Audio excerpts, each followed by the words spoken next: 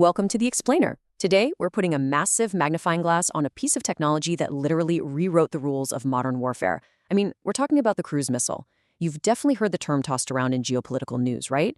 But today, we're going way beyond those headlines. We're going to break down the aerodynamics, the strategy, and honestly, the sheer brilliant engineering that makes these things so ruthlessly effective out there on the modern battlefield. So think about this crazy engineering puzzle for a second. What exactly makes a missile nearly impossible to catch? Seriously, picture it. You've got this massive powered object just hurtling through the atmosphere, packed with a heavy, highly volatile payload, and yet it somehow routinely slips right past the most sophisticated multi-billion-dollar defense networks on Earth. It flies right into heavily contested airspace, and bam, still finds its target.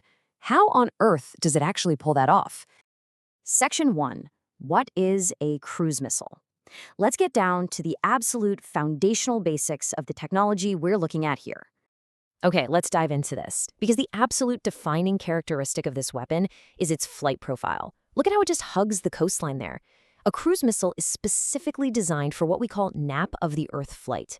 That means it's flying at incredibly low altitudes, literally skimming the ocean waves or weaving right through jagged mountains. It's operating in the exact same atmosphere as a normal airplane, but way lower, way faster, and way tighter. That terrain-hugging trick, that is the absolute linchpin of its tactical advantage. It completely masks the missile's approach until the very last possible second. So, to plainly define it, unlike anti-aircraft interceptors that just shoot up to clear the skies, or those huge ballistic rockets that exit the atmosphere entirely, a cruise missile is a highly specialized, continuously powered, and actively guided weapon. And it's built expressly to hit terrestrial targets right here on land or on the water. It's essentially an unmanned, highly lethal kamikaze jet plane.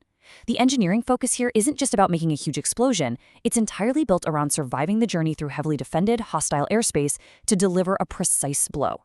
Now, what's really interesting about this slide is the incredible evolution we've seen. Historically, we only really thought of these as short to medium-range weapons, right? Just tools for localized conflicts. But wow, has that changed.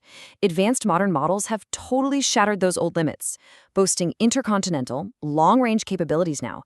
This fundamentally changes the whole math of global standoff ranges, because a military force can now launch a devastatingly precise strike from thousands of miles away. That puts them safely outside the immediate retaliation zone. To really anchor these concepts in reality, let's look at a couple of prime, real-world examples: the supersonic BrahMos and the USA's Harpoon. These aren't just generic rockets, they are absolute marvels of aerospace engineering. The BrahMos, for instance, uses a ramjet engine to sustain supersonic speeds, which drastically cuts down any chance the enemy has to intercept it. And the Harpoon? It specializes in extreme sea skimming to basically ambush naval fleets. When these specific systems are deployed, they represent the absolute pinnacle of this powered, guided strike capability. Moving on to Section 2, the mechanics of flight. Let's shift gears from the what to the how and see what actually keeps these machines airborne.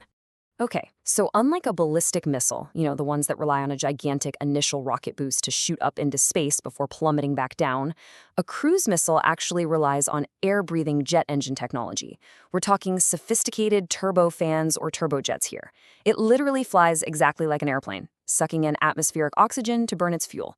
But here's the catch, the big engineering trade-off: fuel. Because it needs continuous thrust to push through all that heavy, thick air at low altitudes, it demands a massive amount of fuel for the entire trip. So weight management and aerodynamic efficiency, absolutely crucial. Section 3, precision and guidance systems. Let's look at the brains of the operation and how this thing actually finds its target. So, the crucial point is that these are definitely not just fire-and-forget weapons flying on a simple, predictable curve. Nope. Throughout their entire journey, they actively rely on continuous, highly complex guidance. It's like a giant puzzle. They use a seamless blend of internal navigation systems, GPS, and often incredibly advanced terrain mapping radar. Technologies like TERCOM, terrain contour matching, and DSMAC actually digitally compare the ground rolling by underneath them with preloaded maps in their memory. This lets the missile's onboard computer calculate its exact position and adjust its course in real time, completely on its own. And here is the so what factor for you. Because the missile is basically acting as its own pilot, constantly course-correcting mid-flight based on a fire hose of sensor data, it achieves just a staggering level of precision. We are talking about incredibly accurate hits. We aren't just aiming for a general neighborhood or a grid square. These systems can literally thread the needle.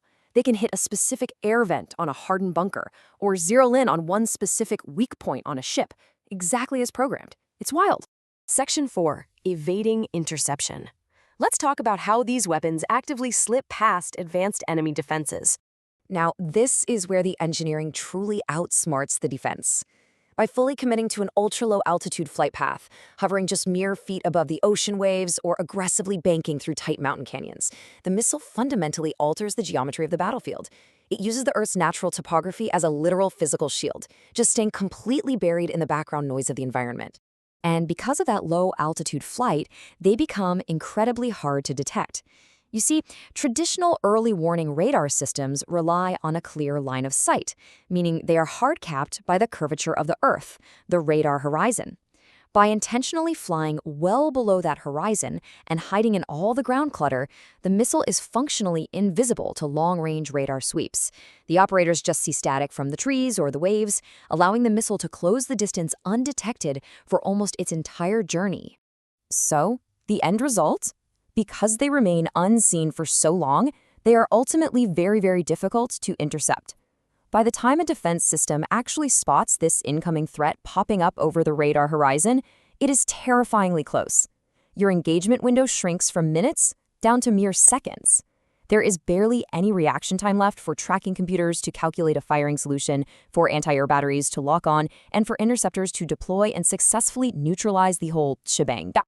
Finally, Section 5, the ultimate destructive impact. Let's look at the final payload and why this all really matters. At the end of the day, all of this stealth, the jet propulsion, the continuous guidance, it all culminates into one singular purpose: high destructive power.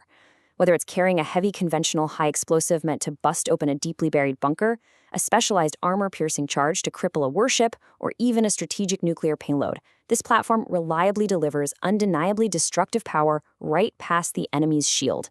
The aerodynamic brilliance is really just the delivery mechanism for a catastrophic kinetic event. Which leaves us with a massive, thought-provoking question. With their high destructive power and those evasive low-altitude flights, how will future defense systems possibly adapt to stop them? As these missiles get even faster, pushing deep into hypersonic speeds and fly even lower with advanced AI-driven evasion tactics, how on earth do we spot the unseeable and stop the unstoppable? It's a relentless, high-stakes game of technological cat and mouse, where the margins of error are measured in milliseconds. Thanks for watching The Explainer today, and we'll catch you in the next one.